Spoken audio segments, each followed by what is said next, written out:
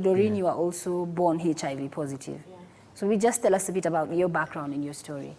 So I was born 26 years ago to a HIV discordant couple. They're both alive. I am their third born, so I have 3 other siblings, but they're all negative. So it's only me who turned out positive.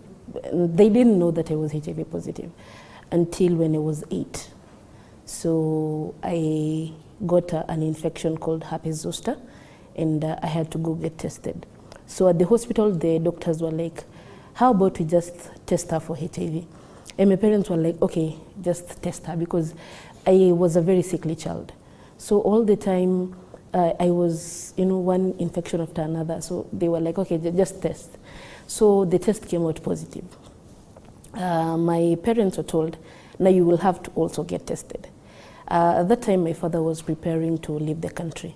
So for him, it was mandatory. And then he turned out negative. So for my mom, she was in denial. She walked with that test like all the time. She's like, do I get tested? Do I not get tested? And then when she finally got tested and it came out positive, she now went completely into denial. Because at that point, none of them knew that they were infected as well. Exactly. So it was a new experience entirely for your entire family. Yeah. So when she found out about that, she was like, now we are going to die. So she had me baptized. So she was like, now let's baptize her. When she goes in peace with the Lord. That was her way of coping. Exactly. Yeah. So now she even became an alcoholic. So now with time, some nuns from Yombani Children's Home, they were passing through the wards. Then they saw me and said, we accommodate kids who are HIV positive. My mom told them, no, my daughter, she's going to die, but she has to die from home, not in a children's home. So your mother already gave you a death sentence? Yeah, she already gave me a death sentence.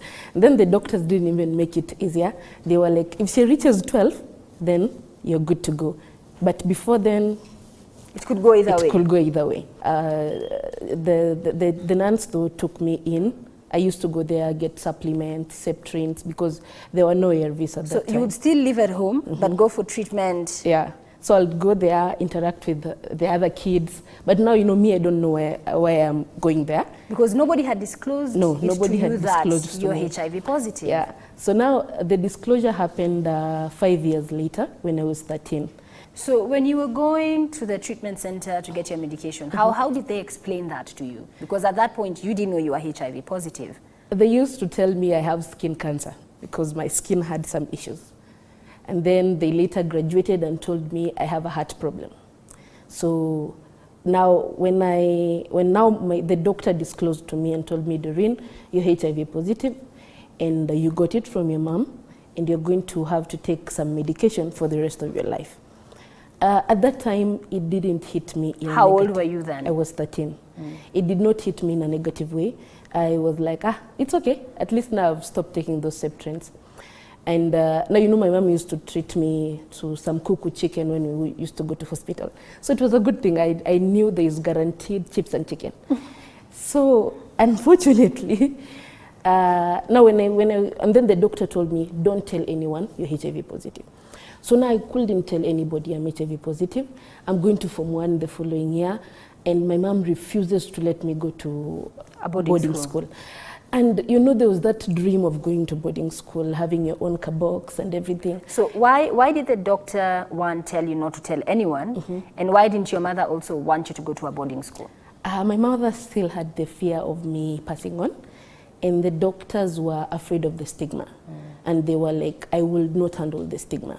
So they told me, you are not going to tell anybody you're HIV positive, but you're going to be okay as long as you take your ARVs. So for me, it was a good thing.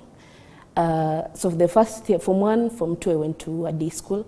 Then now Form 3, I had to go to a boarding school because we had moved due to the post-election violence. Now, after I went to boarding school, it was a little bit hard. Now, my colleagues will come, look into my box, and they're like, is it the one Zanini? And I will be like, niko na heart problem. So for them, that was good enough. But now the challenge came in when they will ask you what are your symptoms, and you don't even know the symptoms of a heart condition.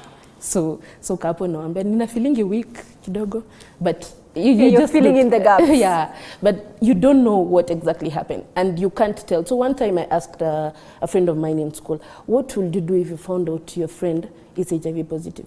Then she told me, hata sitawahi muongelesha. Wow. So I was like, wow, okay, that doctor was right. So now when I finished Form 4 is when I think now the stigma hit. And now me, I didn't even have a stigma from the society. It was self-stigma. Because now I felt like I was not good enough. Like this HIV was limiting me to do the things that I wanted to do. Because both careers that I wanted to pursue were,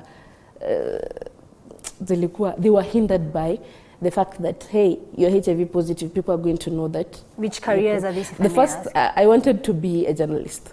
I wanted to be, actually I want to be a radio presenter. I love radio. But how, as somebody in media, I think you are misinformed there. I don't think, do you guys think you have been there? I don't think so. You're misinformed. After that, I said, no, okay, let me be an air hostess. I wanted to be an air hostess. That time I wasn't curvy, I was so slim. So I went to a certain school. Then I have a scar because of the herpes zoster. So that lady looked at me and told me, I'll just choose for you a ground course. I asked her, but why? I qualify. She told me, because you have a scar, it won't work.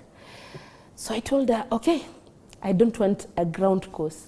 I want the air course, and we are done. So I went home.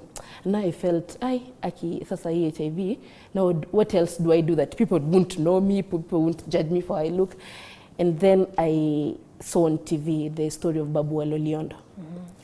And now I said, you see, this is God. So I convinced my mom. So I told my mom, now we have found a cure. It's in Tanzania. Let's just go drink the cup, come back home. And you know, the way there were too many people going there, it was too good to be true. So my mom was like, okay, sawa. She went in for a loan. My mom is a teacher. So she went in, took a loan. We traveled all the way to Tanzania. We drank the cup, we came back home. So we stopped taking ARVs. Both of you? Yeah, both of us. Because you believe the miracle cure was working. Exactly. So 3 months later, my mom was like, me, I'm not feeling well. So she goes get tested. And then she came back home and told me, you know, we are not okay.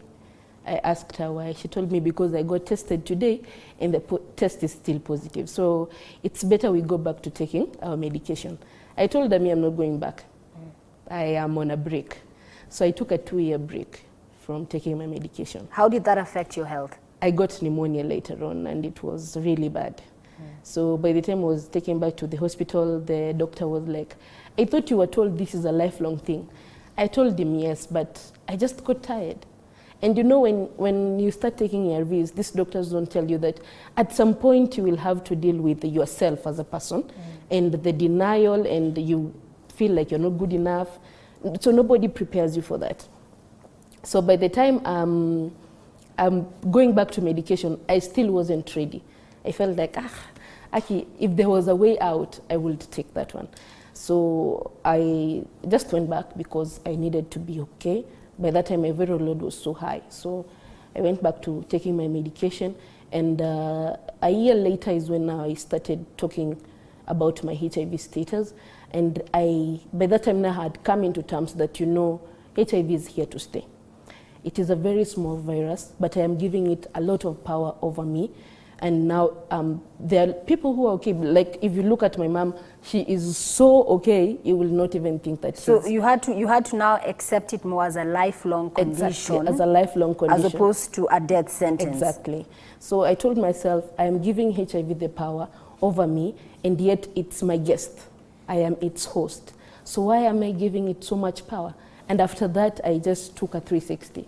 And I was like, from today, it's me who sets the rules. And as long as I'm taking my medication, eating well, then I am not going to go back to feeling like I am stigmatized. So that is when I started an initiative. It's called I Am a Beautiful Story. Just to look at myself, and every time I look at myself in the mirror. And you are a beautiful story, yeah, isn't she, guys? So I look at myself in the mirror every morning before walking out, and I tell myself 2 things. I am greater than HIV, and I am a beautiful story. And absolutely. yeah. Okay, so On that note, we'll be taking a very quick break. When we come back, still more here to come on Real Talk. Don't go too far.